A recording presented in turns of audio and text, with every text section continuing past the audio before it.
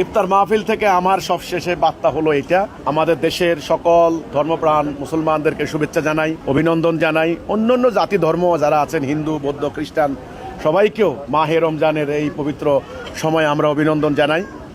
আমি বলতে চাই, রমজান মানে হলো আসলে রোজা কোনো শব্দ নাই, সওম, রোজা হলো ফার্সি। সওমের অর্থ হলো সেলফ কন্ট্রোল, আত্মসংযম।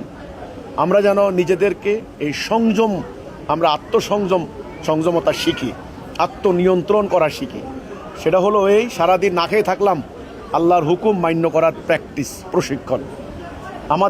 আমার একটাই কথা থাকবে, আজকে সারা ওয়ার্ল্ডে মুসলমানদের অবস্থা ভালো নয়।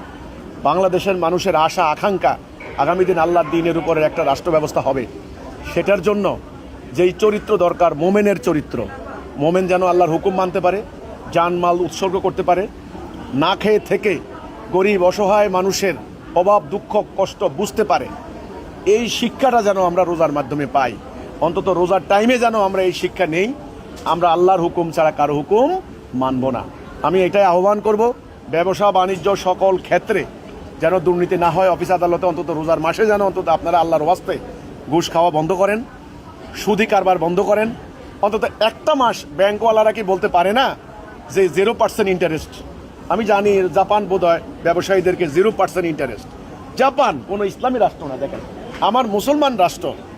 একটা মাস কিন্তু এই অর্থলগ্নিকারী কোম্পানিগুলি কি বলতে পারে না যে আপনাদেরকে ঋণ দেবো 0% ইন্টারেস্ট? সুদ হারাম, এদিকে সুদ খান, এদিকে রোজা রাখেন, তো কী লাভ? রোজা ফরজ, আবার আল্লাহর আইনে বিচার করাও ফরজ। তো আমার এই রমজান মাসে আমার বার্তা থাকলো এইটা, এই রোজা উপলক্ষে আমরা সারা বাংলাদেশের যারা মুসলমান আছি, আমরা যেন একটা ভ্রাতৃত্বপূর্ণ, ঐক্যবদ্ধ, একটা সৌহার্দ্যপূর্ণ পরিবেশ যেন আমাদের এখানে থাকে। হানাহানি, উগ্রবাদ, সাম্প্রদায়িকতা, ধর্মান্ধতা, মব সন্ত্রাস ইত্যাদি থেকে আমাদের সমাজ যেন নিরাপদ থাকে, এই আশাবাদ আমি ব্যক্ত করছি।